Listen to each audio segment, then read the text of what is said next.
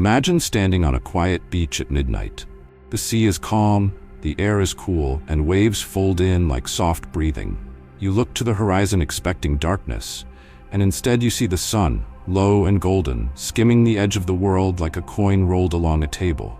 Birds still call, people laugh in the distance. A jogger goes by, not with a headlamp, but with sunglasses. This is Norway in summer, and this is why people call it the land of the midnight sun.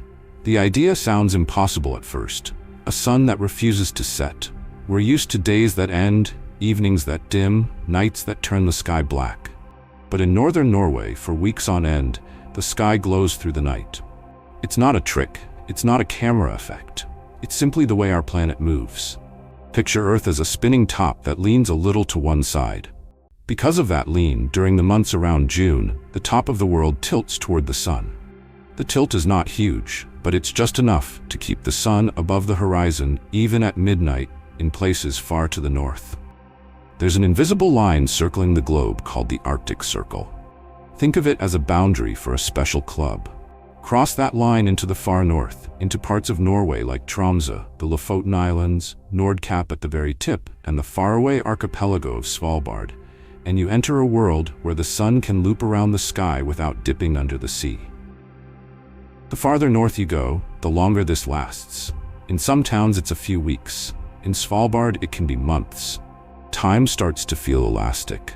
Midnight behaves more like early evening. You lose track of when day ends, because for a while, it simply doesn't. Here's a simple way to picture it. Imagine a long, shallow circle the sun makes across the sky. In winter, that circle sits so low that up in the north, the sun never climbs high enough to peek over the horizon. That's the famous polar night. In summer, the circle rises so high that it never drops low enough to fully set. That's the midnight sun. Same circle, different height. The switch happens because of that gentle lean of Earth and where Norway is on the globe. This gives Norway summer evenings that stretch and stretch. On a blue clear night in Lofoten, you might see the sun kiss a ripple of water, hover there in a glow, and then begin to climb again. Fishermen fix nets with no need for lamps. Kids play football at 1 a.m. Hikers set off up a mountain after dinner and return for breakfast, never once stepping into darkness. Photographers love it because the light is soft and golden for hours, like a permanent sunset. Locals call it the night that looks like day. Travelers call it magic. Either way, it feels like the world is giving you a bonus day inside a day. It's not all romance. Your body still has a clock inside it, and that clock listens for darkness to tell it, hey, time to sleep. Without night, some people feel extra alive, full of energy and ideas. Others lie in bed and stare at the ceiling. Norwegians have learned little tricks. Good curtains, eye masks, routines that tell the body when the day is over, even if the sky disagrees. You'll see people mowing lawns at hours that would feel strange elsewhere. You'll also see porch lights on, not because they're needed, but because routine is comforting when the sun refuses to go away. Of course, not every corner of Norway gets the full, never-ending daylight. Southern cities like Oslo enjoy extremely long days with very late sunsets, but the sun still dips below the horizon. Farther north, though, things change fast. In Bodø, Tromsø, Alta, Hammerfest, and at Nordkapp, the cliff that looks like the end of the earth, the midnight sun is an actual event. People gather on headlands and beaches for the moment the clock reaches 12 and nothing happens. The sky brightens from gold to pearl, and a cheer rolls across the crowd. The miracle is that there is no miracle, just a steady sun that refuses to leave. Svalbard deserves its own sentence. Set deep in the Arctic, it is a place of sharp mountains, glacier blue light, and a summer that glows for months. There you might watch reindeer lift their heads in shining midnight fields, or see a fox slip across a snow patch that looks silver instead of white. Life flows to the rhythm of the light. Boats depart at odd hours. People take coffee at what looks like breakfast, but could be midnight. And somehow it works. The human mind is more flexible than we think when the sun writes new rules in the sky. If you visit, you'll notice how the season changes the way people live. Summer is for going outside. Festivals bloom. Cafes spill onto sidewalks. Hikers climb ridgelines to look down on blue fjords and white beaches that shock first-time visitors. Surfers in Lofoten paddle out in gentle waves with pink-gold light running over the water. Cyclists glide along quiet roads. Campers pitch tents on islands of smooth rock. And when someone says, "Let's go watch the midnight sun," they mean exactly that. You look for a place with a clear view to the north or northwest, you bring a jacket, and you sit there while the sun does a slow circle. There are a few things to remember. Even in summer, the north can be cool, and the weather can change quickly. The midnight sun is real, but clouds are real too. A low gray blanket can hide everything, so locals scan the forecast and chase clear patches. Open horizons are best, headlands, beaches, or hilltops where mountains don't block the view. Sunglasses at midnight are not a joke. Neither is sunscreen. It feels like evening, but it is still daylight. Your skin and eyes will remind you of that if you forget. The midnight sun also has deep ties to culture and tradition. The indigenous Sami people, who have herded reindeer across these lands for centuries, know the seasons by light, not by clocks. Their year is a circle of times: calving time, summer pasture, autumn migration, winter rest.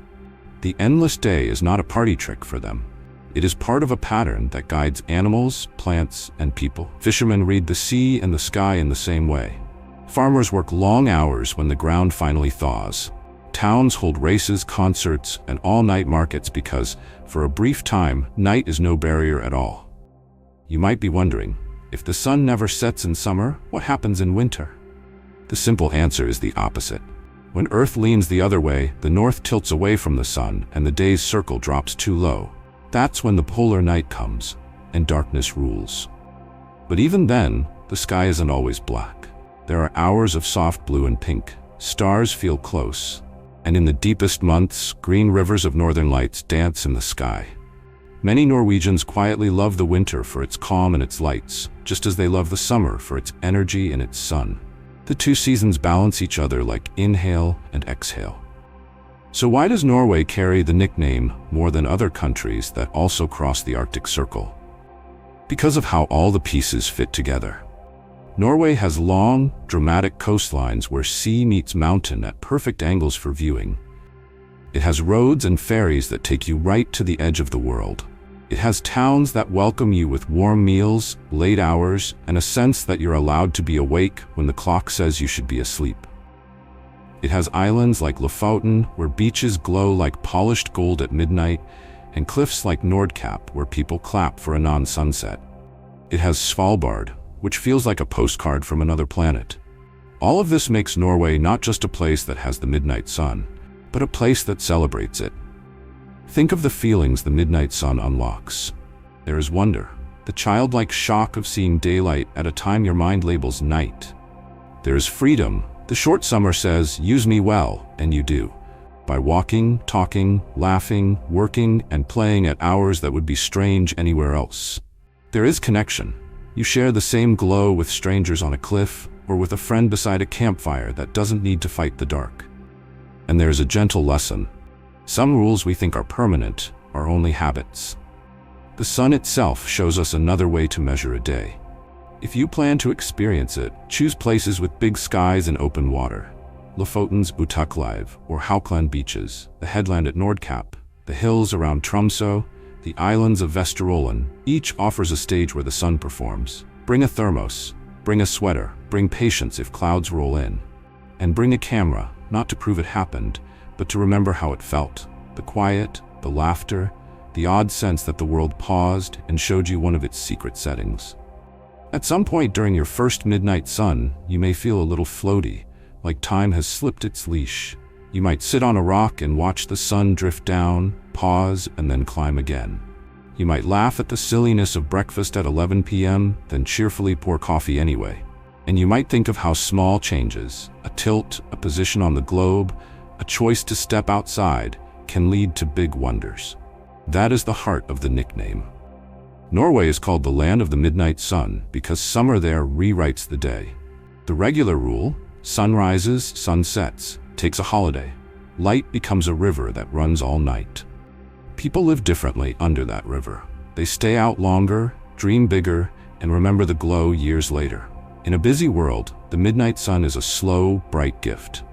So here's my question for you. If you were in Norway on a clear summer night and the clock struck 12, would you go to bed? Or would you walk to the water and watch the sun touch the sea? If this story made you curious, tell me where you'd like to see the midnight sun from: beach, mountain, or the very edge at Nordkapp. And if you want more wonders from Norway in the north, more stories of places where the world bends the rules, tap like, hit subscribe, and share this with someone who loves the sky. I'll see you in the next one.